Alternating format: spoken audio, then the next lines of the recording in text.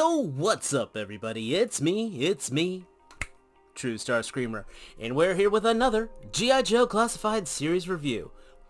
And this is the Cobra Commander with combat armor. Now, this is a fun one. This is a fun design. We'll talk a little bit about it. It's got, I don't want to say a sordid history, but it's an interesting time in the G.I. Joe period.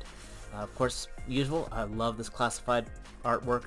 I would always say I would buy some kind of sketchbook with this stuff on here in a heartbeat. We've got the dramatic picture on the back.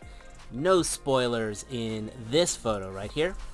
Got the useless data, and of course we have the Cobra Commander here. So let's get this guy out of the box. Let's see how he rates. We've got Cobra Commander here out of the package. And for me to recommend this figure, you're going to have to like this design. That's probably the biggest thing about this. It's a good figure. It's absolutely a good figure. But again, you have to like the design. There is a little bit of a, I don't want to say sordid past to this, but a lot of it depends on the continuity you go with. If you go with the comic books, the true Cobra Commander never wore this armor. It was either done by, it was always worn by a Crimson Guardsman. Whether you're going by the Marvel comic continuity, come on, it's been over 30 years, guys. It was a Fred, a CG, a Crimson Guardsman, who took this armor, and that's what did the whole Cobra Civil War. Or if you're reading the current Real American Hero arc, again, it was a CG, a Crimson Guardsman, who was in this armor leading the troops. And he was actually a pretty badass one, and I was a little sad that he kind of got, whacked in that. But I digress. Your other continuity is in that awesome, I cannot say with a straight face, Operation Dragonfire, and then was it Dick or Sunbow? The last G.I. Joe cartoon season that where they took Snake Cobra Commander, used the Dragonfire to turn him back into a human, and then he put on this battle armor, which is why this one has the snake eyes. Yeah, we'll talk about that too. The balance issues. As an action figure, well, articulation is okay.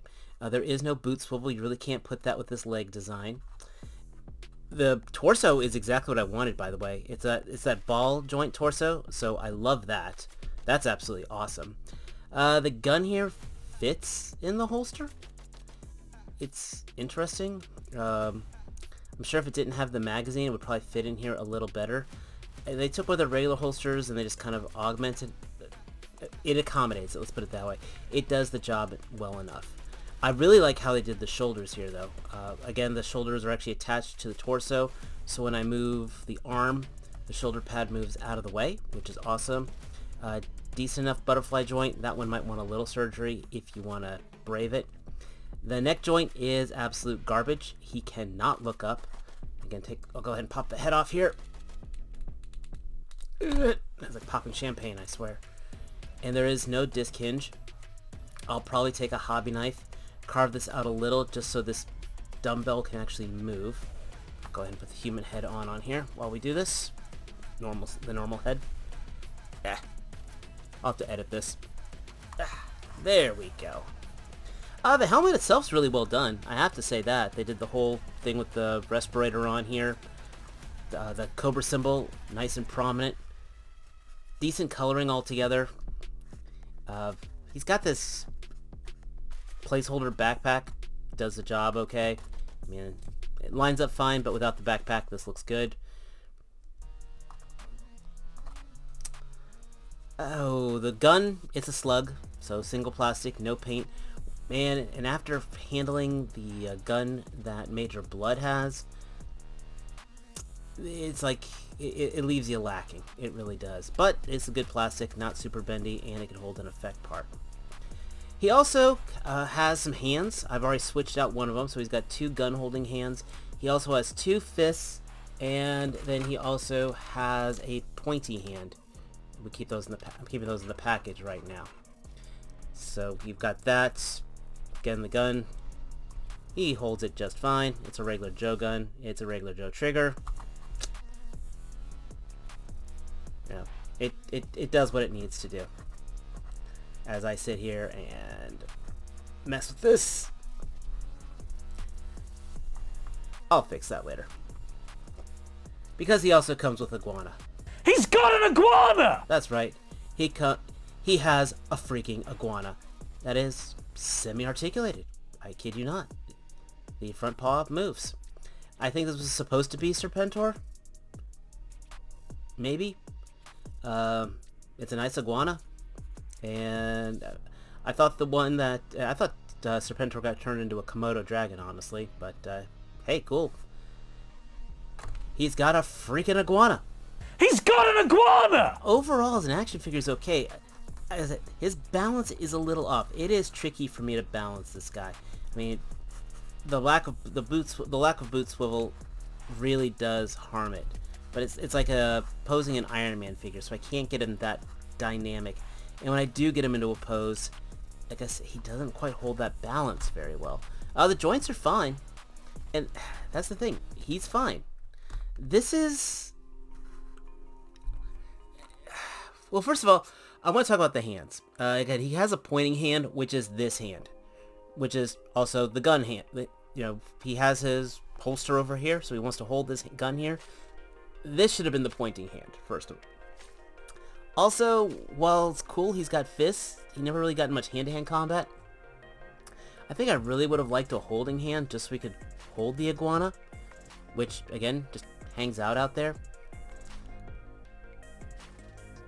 And again, this is fine. This is a design that a Cobra Commander wore for a while, but it's definitely not as iconic as the Cobra Commander, if you know what I'm saying. You know, I love the classic Cobra Commander figure. The retro card one was exactly what I wanted it to be. You know, the Once a Man one was still from the movie. This was either from an absolutely horrible piece of media from G.I. Joe, or not the Cobra Commander. It was always a stand-in. So it's kind of hard for me to get excited over this. I mean, when this came out in the toy line, he came with that weird Pogo vehicle, which still doesn't make sense, the Pogo Pod. I don't know if I would have bought it if they released the Pogo Pod, to be honest. I mean, again, this is just fine, but he never really... The true Cobra Commander never really led from the front, which was kind of... except in the cartoon. I don't know. I'm rambling because I'm still trying to get my feelings on this. If you were in love with this design, this is going to be as good of a figure you're going to get for it. That's the easiest way of putting it. If you're not in love with this design, it's an easy pass.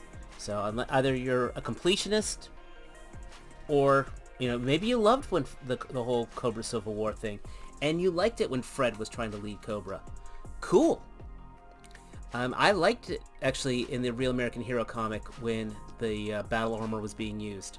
I thought it was a very badass CG who was using it.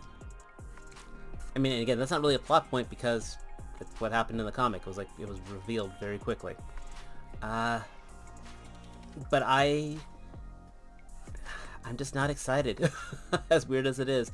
I look forward to putting it in the display, but I'm going to have, of course, the faceplate Cobra Commander truly leading my forces of Cobra, and this guy will be off to the side. Maybe I'll have him flanked by a couple Crimson Guardsmen, and make this now more like an Elite Viper as opposed to Cobra Commander.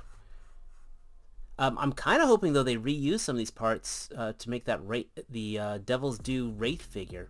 I love that character, and that's the first thing when I saw these legs. I'm like, okay, we can get some battle armor on here.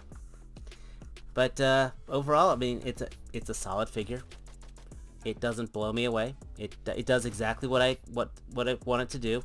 It's not horrible. It doesn't have any crazy negatives to it. He comes with a freaking iguana. What more do you want?